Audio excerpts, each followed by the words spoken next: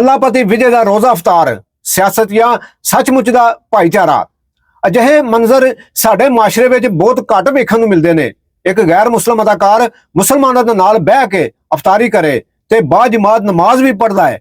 ਦੱਖਣੀ ਭਾਰਤ ਦੇ ਸੁਪਰਸਟਾਰ ਥੱਲਾਪਤੀ ਵਿਜੇ, ਜੋ ਹੁਣ ਸਿਰਫ ਇੱਕ ਐਕਟਰ ਹੀ ਨਹੀਂ, ਸਿਆਸਤ ਵਿੱਚ ਹੀ ਕਦਮ ਰੱਖ ਚੁੱਕੇ ਨੇ। ਉਹਨਾਂ ਦੀਆਂ ਮੂਰਤਾਂ ਸੋਸ਼ਲ ਮੀਡੀਆ ਉੱਤੇ ਤੂਫਾਨ ਦੀ ਤਰ੍ਹਾਂ ਵਾਇਰਲ ਹੋ ਰਹੀਆਂ ਨੇ, ਜਿਸ ਦੇ ਵਿੱਚ ਵੇਖਿਆ ਜਾ ਸਕਦਾ ਹੈ ਇੱਕ ਰੋਜ਼ਾ ਅਫਤਾਰ ਸਮਾਗਮ ਵਿੱਚ ਸ਼ਾਮਲ ਥੱਲਾਪਤੀ ਵਿਜੇ ਮੁਸਲਮਾਨਾਂ ਨਾਲ ਬਹਿ ਕੇ ਰੋਜ਼ਾ ਖੋਲ ਰਹੇ ਨੇ, ਲੰਗਰ ਕਰ ਰਹੇ ਨੇ। ਲੰਗਰ ਤੋਂ ਬਾਅਦ ਵਿਜੇ ਜਮਾਤ ਦੇ ਨਾਲ ਨਮਾਜ਼ ਵੀ ਪੜ੍ਹੀ। ਅਦਾਕਾਰ ਥੱਲਾਪਤੀ ਵਿਜੇ ਜਾਂ ਸਿਆਸਤਦਾਨ ਵਿਜੇ, ਕੁਝ ਕੁ ਮਹੀਨੇ ਪਹਿਲਾਂ ਹੀ ਥੱਲਾਪਤੀ ਵਿਜੇ ਨੇ ਆਪਣੀ ਸਿਆਸੀ ਜਮਾਤ ਦਾ ਐਲਾਨ ਕਰਕੇ ਪੂਰੇ ਭਾਰਤ ਵਿੱਚ ਤਹਿਲਕਾ ਮਚਾ ਦਿੱਤਾ ਸੀ।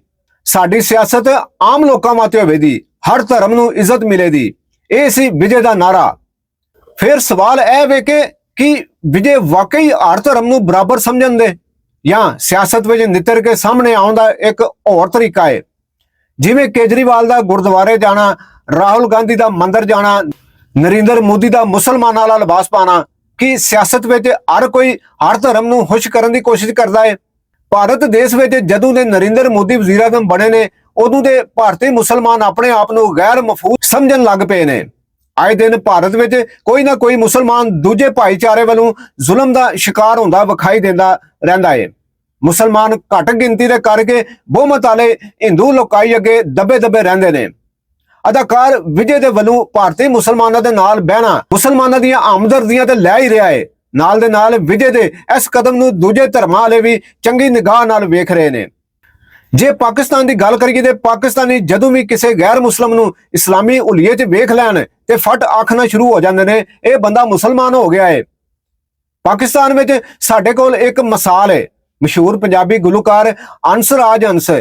ਜਦੋਂ ਉਹ ਪਾਕਿਸਤਾਨ ਪੁੱਜੇ, ਦਰਬਾਰਾਂ ਅਤੇ ਮਜ਼ਾਰਾਂ ਉਤੇ ਗਏ ਤੇ ਸਿਰ ਉਤੇ ਟੋਪੀ ਰੱਖੀ ਤੇ ਪਾਕਿਸਤਾਨੀ ਕੌਮੀ ਮੀਡੀਆ ਨੂੰ ਲੱਗਿਆ ਇਹ ਬੰਦਾ ਮੁਸਲਮਾਨ ਹੋ ਗਿਆ ਹੈ। ਫਟ ਬ੍ਰੇਕਿੰਗ ਨਿਊਜ਼ਾਂ ਚੱਲ ਪਈਆਂ, ਹੰਸਰਾਜ ਮੁਸਲਮਾਨ ਹੋ ਗਿਆ।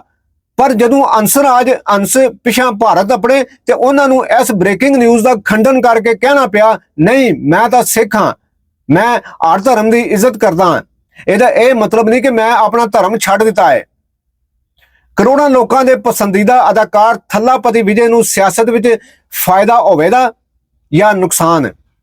ਜੇ ਥੱਲਾਪਤੀ ਵਿਜੇ ਮੁਸਲਮਾਨਾਂ ਨਾਲ ਬੈਠ ਕੇ ਰੋਜ਼ਾ ਖੋਲਦੇ ਨੇ, ਨਮਾਜ਼ ਪੜ੍ਹਦੇ ਨੇ, ਤੇ ਸਵਾਲ ਇਹ ਕਿ ਉਹ ਵਾਕਈ ਹਰ ਧਰਮ ਨੂੰ ਬਰਾਬਰ ਸਮਝਦੇ ਨੇ ਜਾਂ ਇਹ ਸਭ ਸਿਆਸਤ ਦਾ ਹਿੱਸਾ ਹੈ?